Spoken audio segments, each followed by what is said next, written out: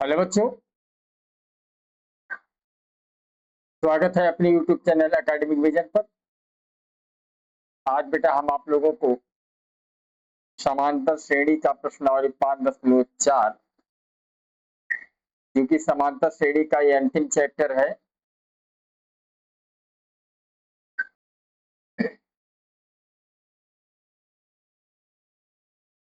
Question number 1 है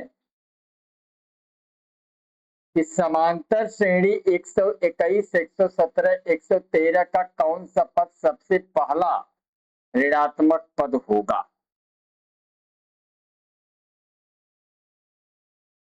तो इसमें दिया है कि 121,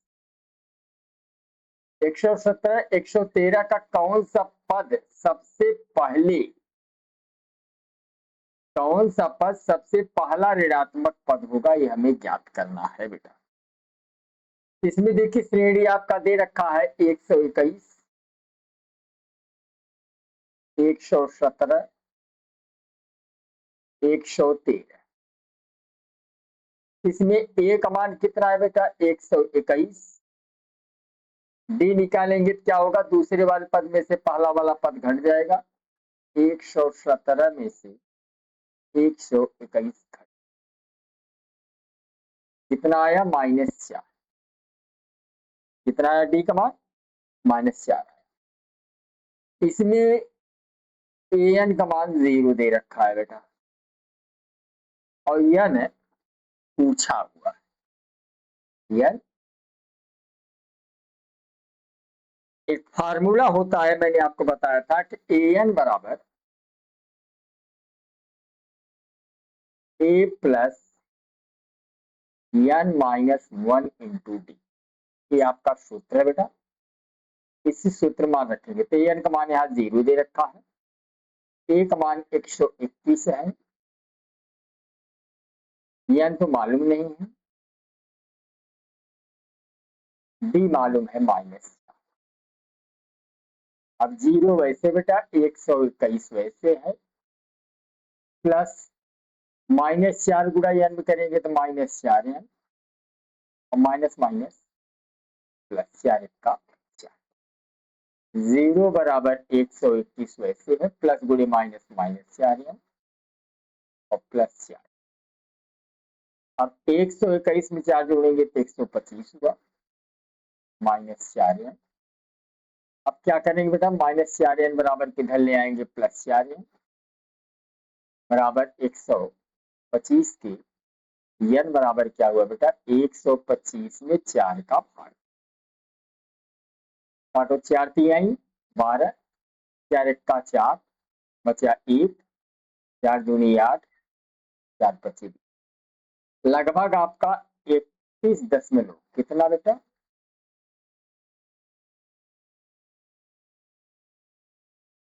31.25, यानी लगभग 32वां पद। लगभग कौन सा पद बेटा, क्योंकि 31 के ऊपर है तो 32वां पद क्या है, 32वां पद सबसे पहला ऋणात्मक पद होगा। लिख देंगे 32वां पद सबसे पहला ऋणात्मक पद होगा।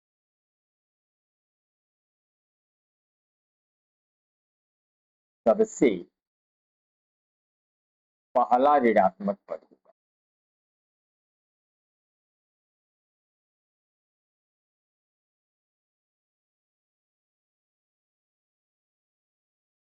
ये आपका बेटा क्या हुआ, 32वां पद।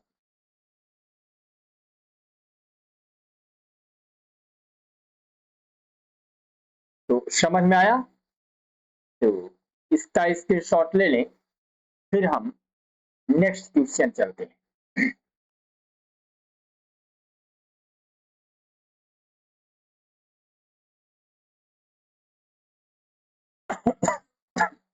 नेक्स्ट क्वेश्चन क्या है,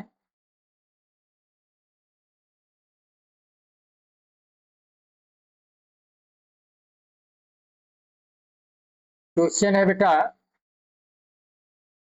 कि किसी समांतर श्रेणी के तीसरे और सातवें पदों का योग कितना दिया है, 6। और उनका गुणनफल, यानी तीसरे और सातवें पदों का गुणनफल कितना दे रखा है? 8। इस समांतर श्रेणी के प्रथम 16 पदों का योगफल हमें निकालना है। कितने पदों का योगफल निकालना है? 16 पदों का योगफल हमें निकालना है। तो पहले इसमें तीसरे और सातवें पदों के योग कितना दिया है? 6। क्या क्या पहले दिया? तीसरे और सातवें पदों का योग। तीसरे और सातवें पदों का योग।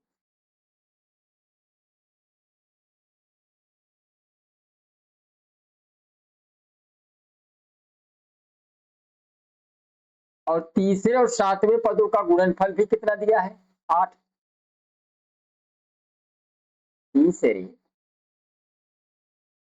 और सातवें पदों का गुणनफल कितना दे दिया है? 8। तो 16 पदों का योगफल हमें निकालना है। तो पहले तीसरे और सातवें पदों का योग जो 6 दिया है, इसको हल करेंगे। फिर तीसरे और सातवें पदों का गुणनफल, इसको लेके हल करेंगे। और हल करके हम ए और डी का मान ज्ञात करेंगे।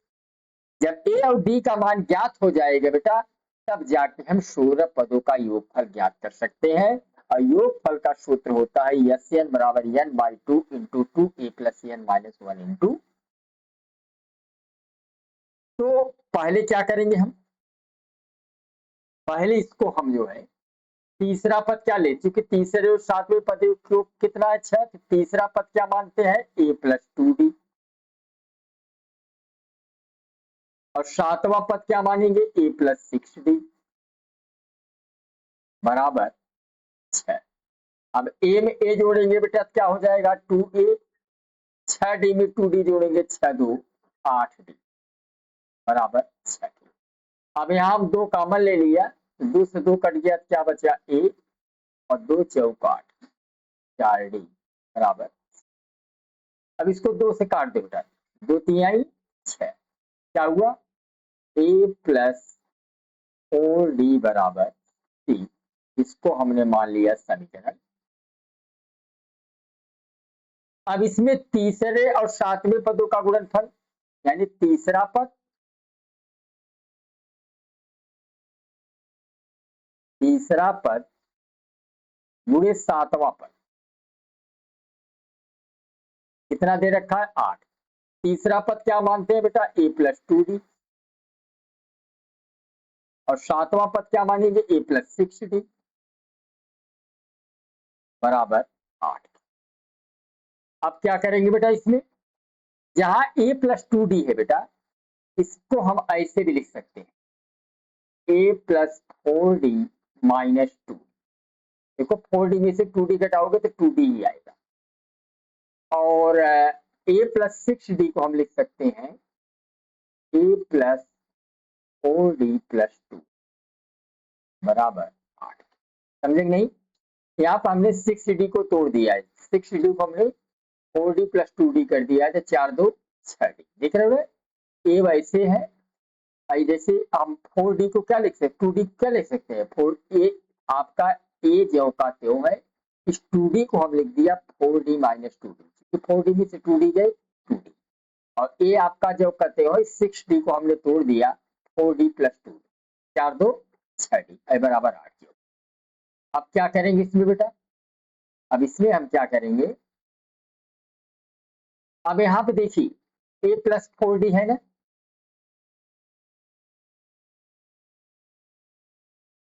यहाँ पे आपका ए प्लस 4d है और यहाँ भी ए प्लस 4d है। और ए प्लस 4d का मान कितना है? यहाँ देखो ए प्लस 4d का मान कितना है? 3। जहां जहां ए प्लस 4d है वहां हम क्या लिख देंगे? 3। तो आप इसको क्या मान ले? समीकरण 2 मान, समीकरण क्या मान ले? 2। और आप यहाँ लिखेंगे कि समीकरण 1 से, समीकरण 1 से क्या लिख दीजिए?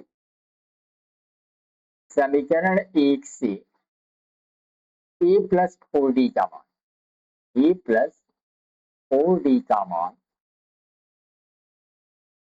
समीकरण 2 में रखें।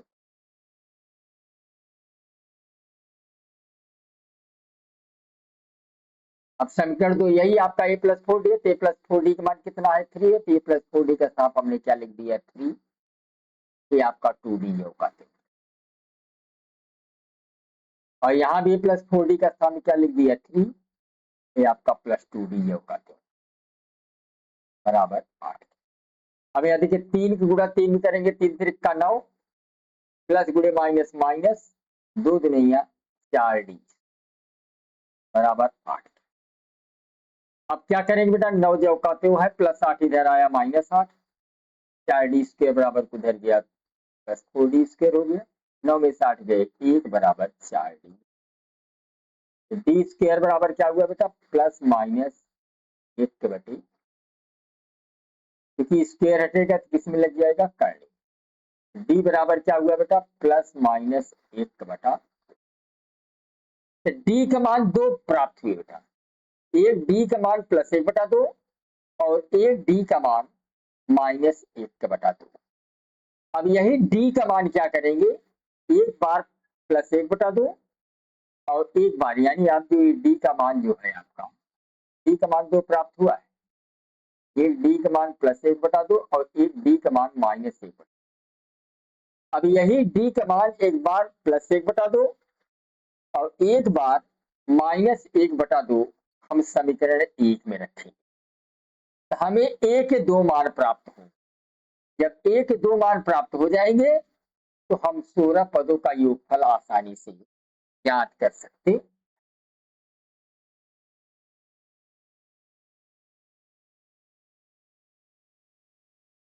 तो जैसे यहाँ पे समीकरण 1 क्या था आपका, a प्लस 4d बराबर, अब यहाँ पे हम d का मान पहले क्या रखें, प्लस 1 बटा 2 रखें। जब d का मान प्लस 1 बटा 2 रखेंगे तो यहाँ क्या हो जाएगा बेटा, ये आपका जो कहते हो 4 वैसे है और d का मान हमने यहाँ रखा प्लस 1 बराबर 3।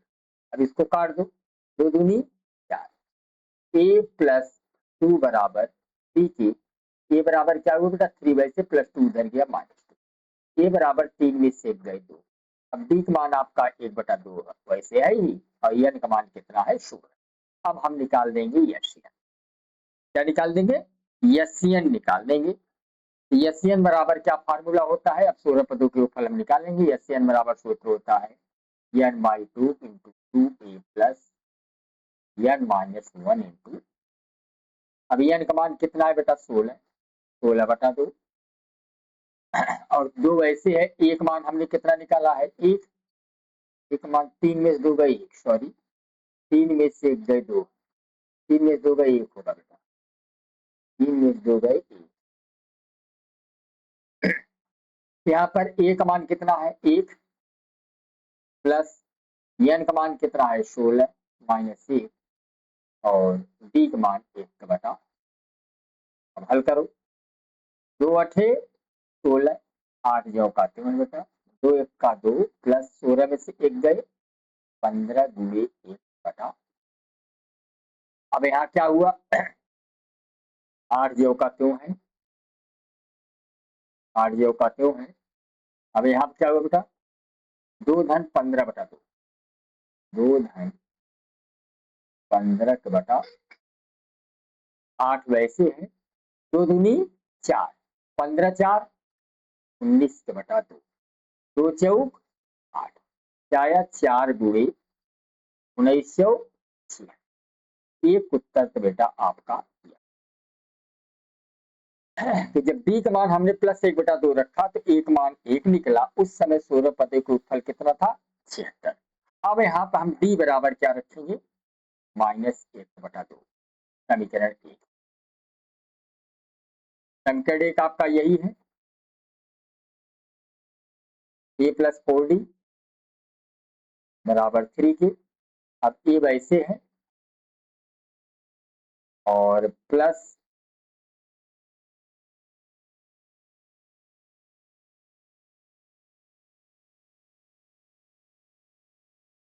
a प्लस 4d बराबर 3 के ये वैसे बेटा प्लस 4 वैसे, डी का स्थान पर -1/2 रखेंगे। इसको काट दो, 2 दूनी 4, a-2 बराबर 3 के, तो a बराबर क्या हुआ 3 वैसे, -2 उधर गया प्लस।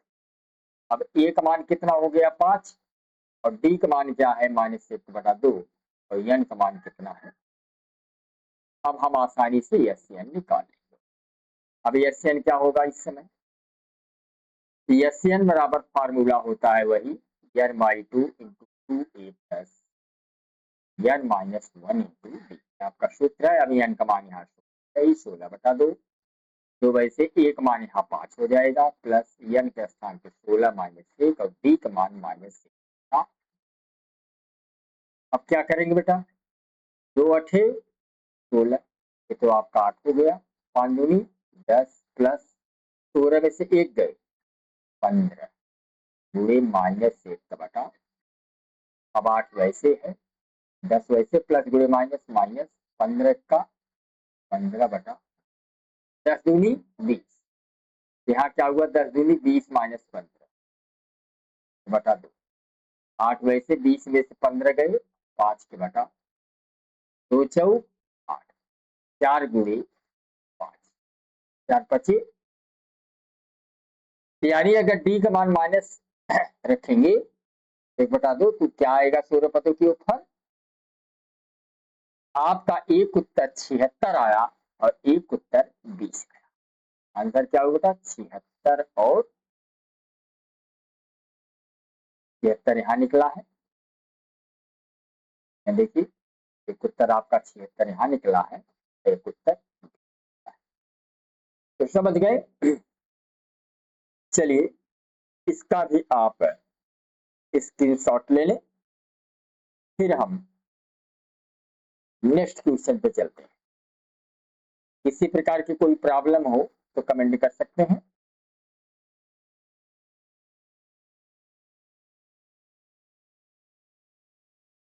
इसका स्क्रीनशॉट आप ले लें।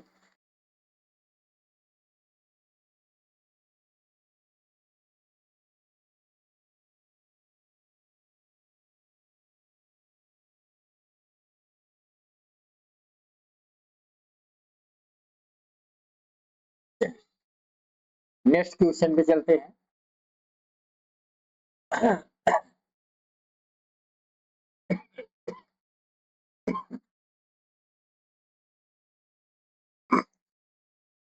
क्वेश्चन नंबर 3 है,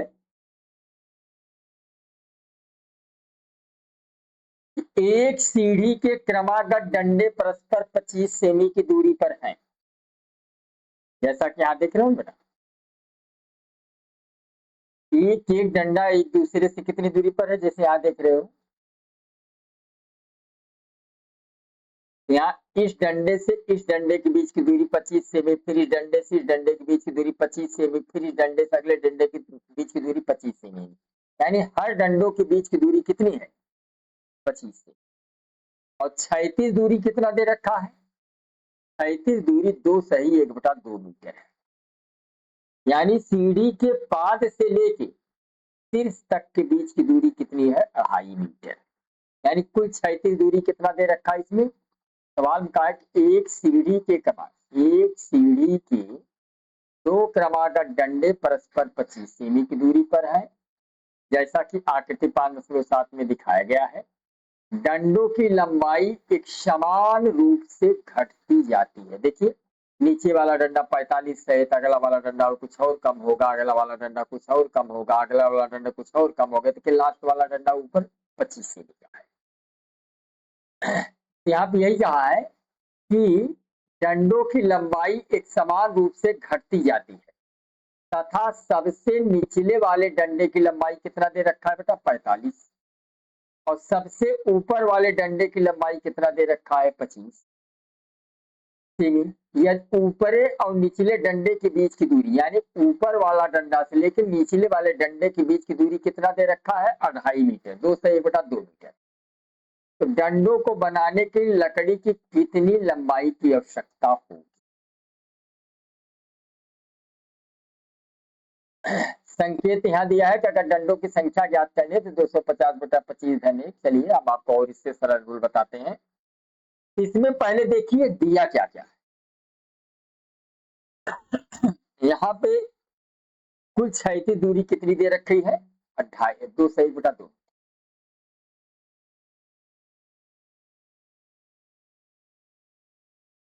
कुल क्षैतिज दूरी कितना दे रखा है?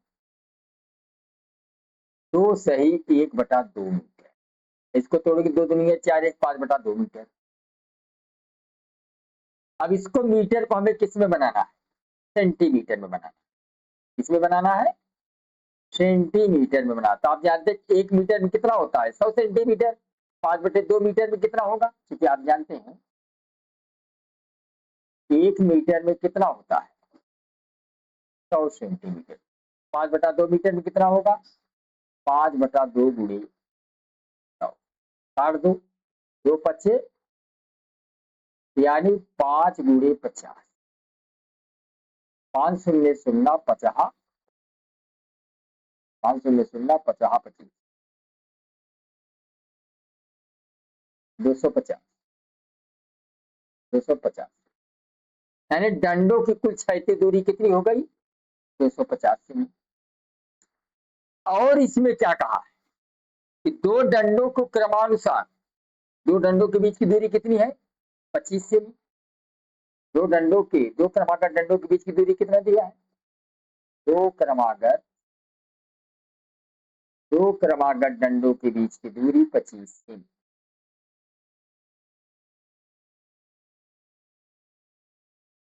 दो क्रमागत डंडों के बीच की दूरी कितना है बेटा? 25। अब हम सीढ़ी में लगे डंडों की संख्या ज्ञात करना हो तो कुल दूरी में, जो यहाँ से यहाँ तक की कुल दूरी 250 सेमी है, दो क्रमागत डंडों के बीच की दूरी का भाग दे देंगे तो हमें मालूम हो जाएगा कि सीढ़ी में ऊपर से लेकर नीचे तक कुल कितने डंडे लगे हैं। तो सीढ़ी में लगे डंडों की संख्या, सीढ़ी में लगे कुल डंडों की संख्या,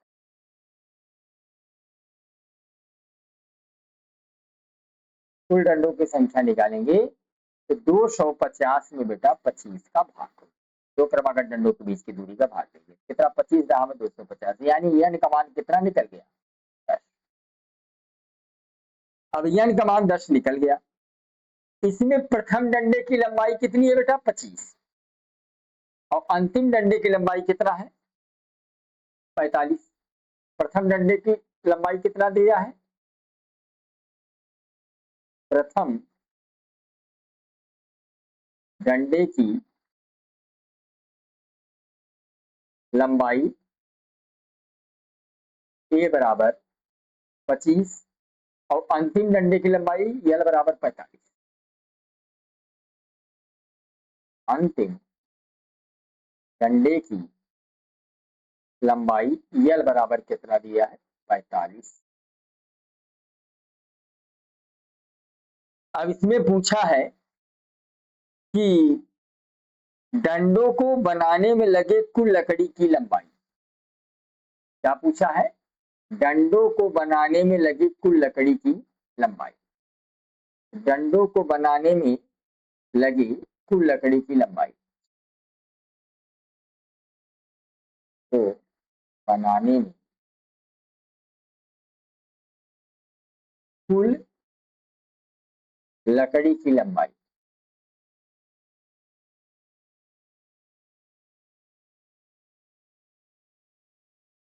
यानी यसियन पूछा है। क्या पूछा है? यस। अब इसमें क्या करेंगे? अब हम फार्मूला लगा देंगे, क्योंकि अब हमें ए का मान भी मालूम है, यल का भी मान मालूम है, यन का भी मान मालूम है और यसियन हमें निकालना है। इसके लिए बेटा क्या करेंगे हम? अब क्या क्या हमें मालूम है उसको पहले लिख लें और क्या हमें याद करना है। हमें मालूम है ए का मान 25 मालूम है, यल का मान 45 मालूम है, यन का मान 10 मालूम है और यस यन पूछा है। अब एस एन बराबर क्या फार्मूला होता है, एन बाई टू कोष्टक में ए प्लस एन।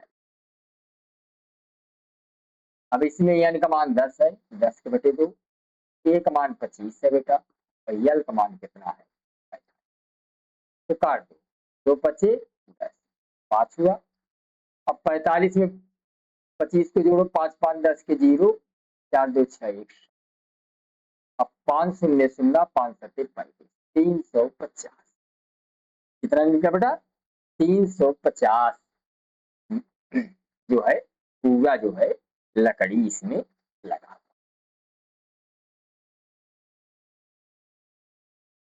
लकड़ी इसमें लगा हुआ है। समझ में आया कि नहीं? चलिए इसका भी आप स्क्रीनशॉट ले लें, फिर हम नेक्स्ट क्वेश्चन बताते हैं।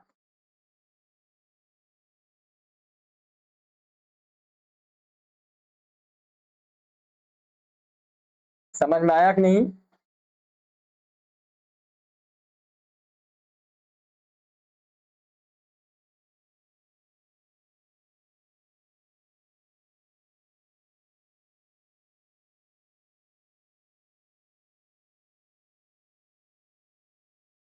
चलिए नेक्स्ट क्वेश्चन देखते हैं।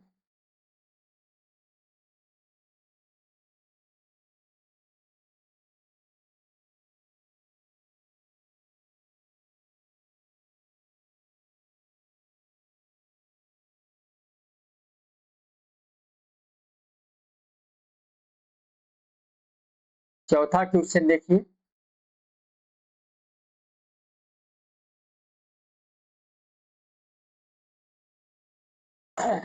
एक पंथ के मकानों को क्रमागत रूप से 1 से 49 तक अंकित किया गया है। दर्शाइए कि एक ऐसा मान, यक्स का एक ऐसा मान अंकित मकान से पहले मकानों की संख्याओं का योग उसके बाद वाले मकानों की संख्याओं के योग के बराबर है, तो उसका मान ज्ञात कीजिए।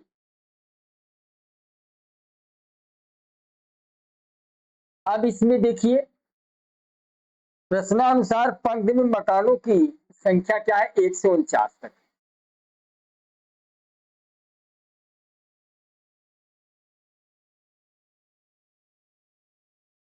मकानों की संख्या क्या है, 1 से 49 तक, यानी 1 2 3 4 ऐसे कुल कितने मकान बने बेटा, 49 मकान बने हुए। अब इसमें ए का मान क्या हुआ बेटा, ए का मान 1, डी निकालेंगे तो दूसरे वाले पद में से पहला पद घट जाए, यानी ए। और यन का मान कितना है बेटा, 49। यन का मान कितना है। अब हमें जो मकान बने हैं, माना यक्स मकान बने हैं, तो यक्स मकान के पहले और यक्स मकान के बाद, यानी हमें आप निकालना है यक्स से अंकित मकान से पहले, यक्स अंकित मकान से पहले,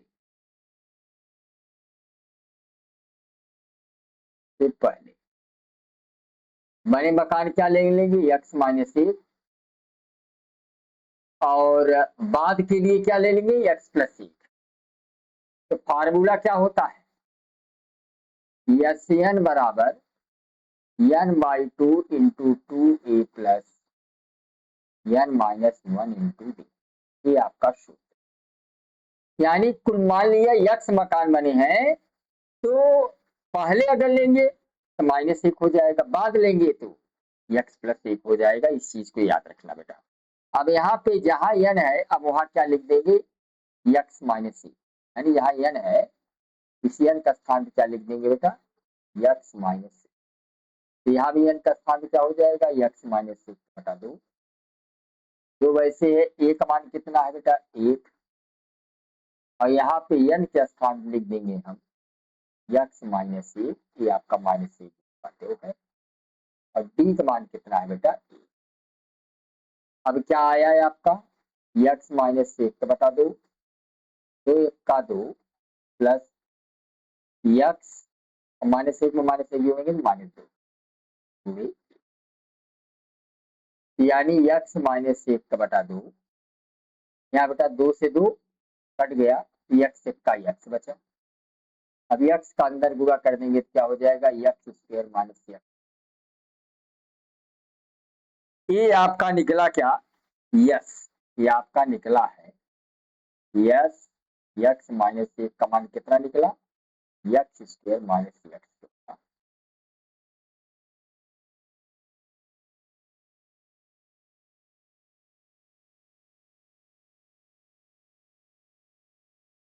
x square minus x.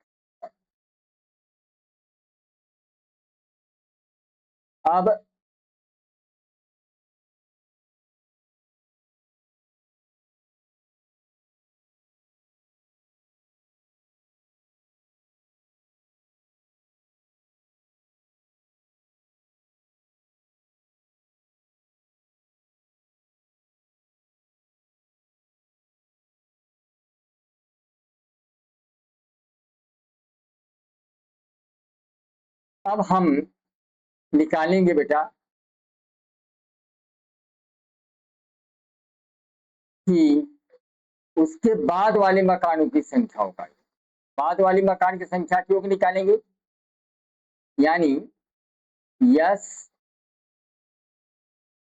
X plus one निकालेंगे। क्या सूत्र होगा, सूत्र आपका वही रहेगा, n by two into two a plus n minus one into, अब n के स्थान में क्या लिखेंगे, यक्स प्लस वन के बटा दो। बाद वाला मकान निकाल रहे हैं, बाद के मकान, बाद के बनी मकान,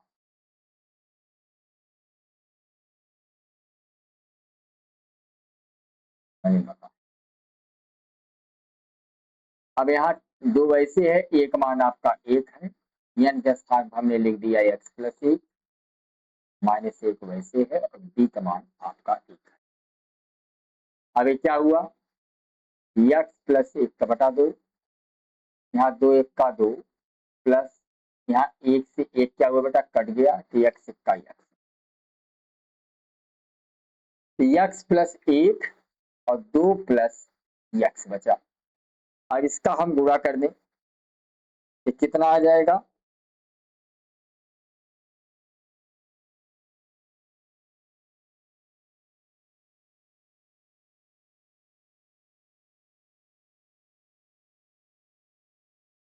अभी यस 49 भी निकालना है बेटा, यस 49 पहले निकाल लें, यस 49 पहले 49 वार पहले निकाल लो,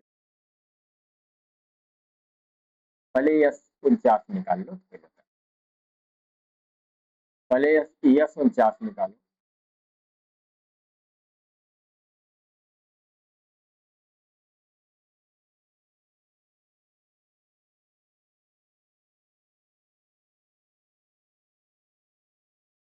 पहले यस 49,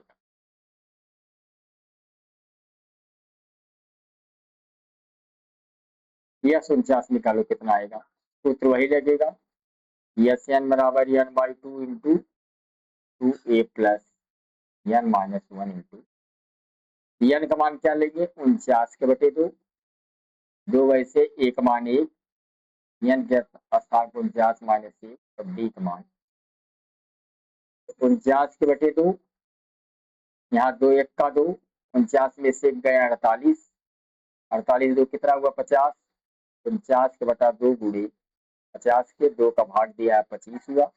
अब 49 में 25 का गुणा कर दो, 49 में 25 गुणा कर दोगे तो 1225 आएगा, कितना आएगा 1225, 1225। अब हम निकालेंगे कि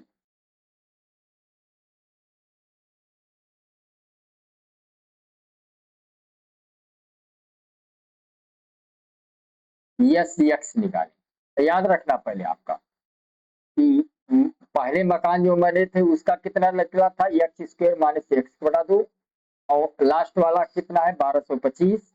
अब हमें निकालना है यक्स यक्स, यानी यक्स जो मकान बने थे उसका निकालना।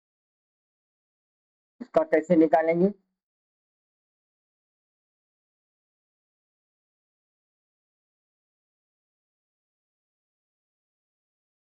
उसका निकालने के लिए बेटा हम पहले यस यक्स निकालेंगे। क्या निकालेंगे? Yes x. यस यक्स निकालेंगे तो आपका सूत्र वही लगेगा, यस एन बराबर n by two into two a plus n minus one into. अब यहाँ पे एन का मान कितना है? यक्स बटा दो। तो वैसे ए का मान एक, एन का मान एक्स माइनस एक और बी का मान यक्स बाई टू वैसे है बेटा, यहाँ दो एक का दो और प्लस यक्स माइनस। अब यक्स बाई टू ऐसे है, यहाँ दो में से एक गए एक, यानी यक्स प्लस पूरा करेंगे क्या हो जाएगा? यक्स स्क्वायर प्लस यक्स के बटा। अब जरा देखिए, यस यक्स माइनस वन कितना निकला था? ये निकला था आपका यक्स स्क्वायर माइनस यक्स के बटा दो। और यस 49 कितना निकला था? 1225। और यस यक्स कितना निकला था? क्या निकालें? यक्स स्क्वायर प्लस यक्स के बटा। अब हम निकालना है तो formula S x minus one बराबर S 49 minus S x x minus one का मान कितना है बेटा? यक्स स्क्वायर माइनस यक्स तो बता दो। यस 49 का मान कितना है? 1225। और यस यक्स का मान कितना है? यस यक्स का मान है आपका यक्स स्क्वायर प्लस यक्स का। अब ये आपका यक्स स्क्वायर माइनस यक्स बटा दो, वैसे माइनस वाला इधर आएगा प्लस हो जाएगा, यक्स स्क्वायर प्लस यक्स के बटा दो बराबर 1225। ये हर बराबर है बेटा, और इसको जो कहते उतार लेंगे, x square minus x plus x square plus बराबर 1200।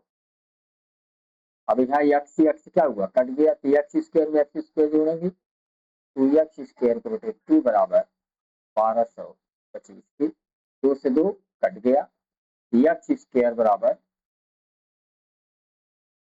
1225। यक्स स्क्वायर बराबर क्या हुआ बेटा? 1225।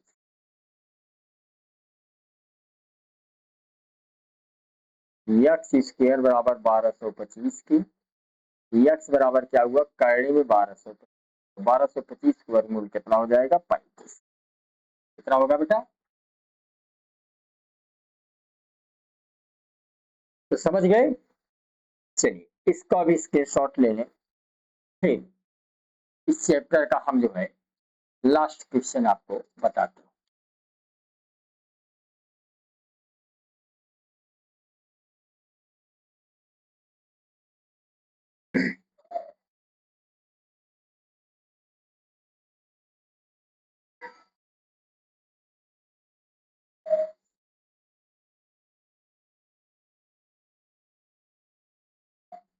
पांचवा क्वेश्चन है इस चैप्टर का, लास्ट क्वेश्चन है।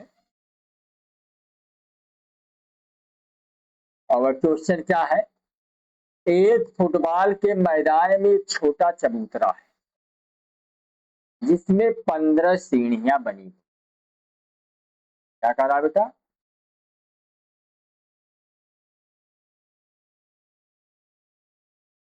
एक फुटबॉल के मैदान में एक छोटा चबूतरा है जिसमें कितनी सीढ़ियां बनी है? 15। इन सीढ़ियों में से प्रत्येक सीढ़ी की लंबाई कितनी है? 50 मीटर। और वह ठोस कंक्रीट की बनी है, प्रत्येक सीढ़ी 1/4 मीटर चढ़ाई है और 1/2 मीटर फैलाव है। ताकती 5.8 है। देखिए ना, 50 मीटर क्या है?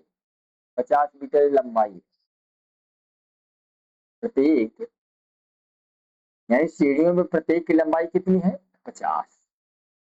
हर सीढ़ी की लंबाई 50 मीटर।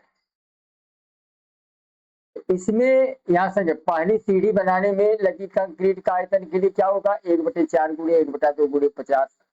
दूसरी सीढ़ी निकालेंगे तो 2/4 लेंगे, तीसरी सीढ़ी के लिए लेंगे 3/4 लेंगे, चौथी सीढ़ी के लिए 4/4 ले लेंगे। तो प्रत्येक सीढ़ी की लंबाई पहले देखिए किसी में कितना दिया, प्रत्येक सीढ़ी की लंबाई कितना दे रखा है,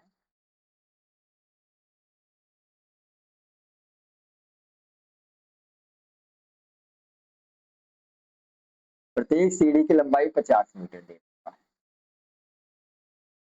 और सीढ़ियों के क्रमागत चढ़ने के लिए 1/4, सीढ़ियों को क्रमागत चढ़ने के लिए कितना जरूरत पड़ती है, 1/4 मीटर।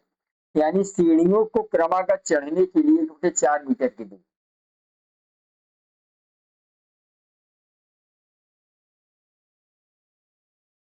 सीढ़ियों को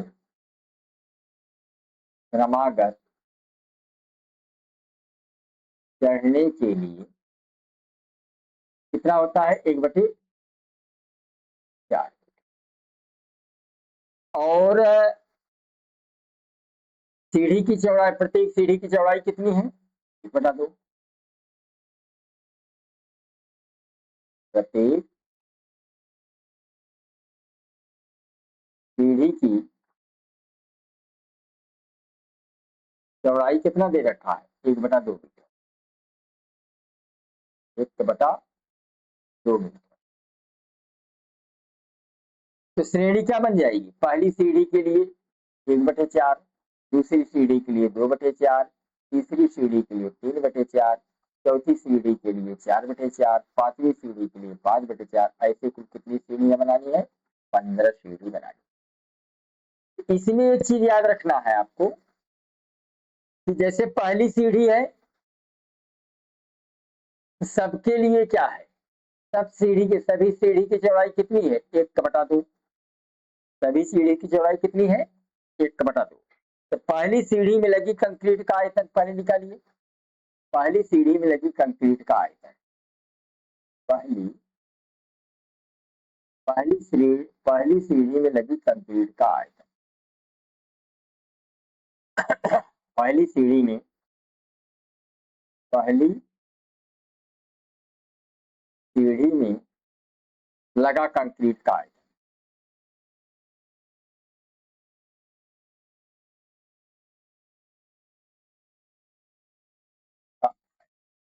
क्योंकि प्रत्येक सीढ़ी की लंबाई कितनी है, 50 है। तो 50 गुणे 1/4 गुणे 1, क्योंकि प्रत्येक सीढ़ी के लिए क्या है, देखिए पहली सीढ़ी के लिए क्या है, 1/4, और हर सीढ़ी की लंबाई कितनी है, 50, और चौड़ाई कितनी है, 1/2।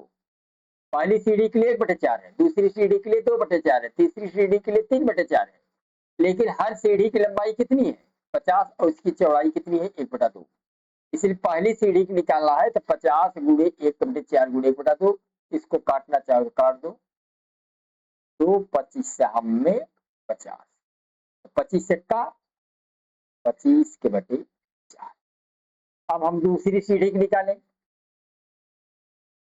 दूसरी सीढ़ी में कितना आयतन लगेगा कंक्रीट का, दूसरी सीढ़ी के लिए क्या है, 2/4 है, और प्रत्येक सीढ़ी की लंबाई कितनी है, 50, और चौड़ाई कितनी है, 1/2। यह भी देखिए 2 से 2 कट गया, 50/4। तीसरी सीढ़ी निकालेंगे बेटा, तीसरी सीढ़ी अगर निकालें तो तीसरी सीढ़ी के लिए क्या है, 3/4 है, 3/4, और प्रत्येक सीढ़ी की लंबाई 50 है और चौड़ाई 1/2। कट रहा है, काट दो, 2 25 से हम में 50 के 25 दिया 75/। तो हमारा श्रेणी क्या बन गया, हमारा श्रेणी बन गया आपका 25/4, 50/4,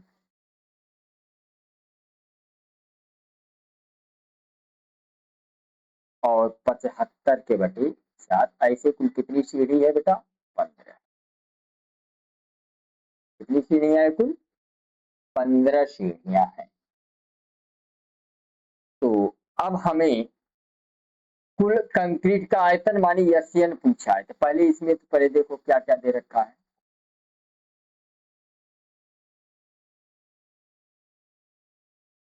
एक मान हमें कितना मालूम है, एक मान 25/4 और पहले श्रेणी लिख लेते हैं, फिर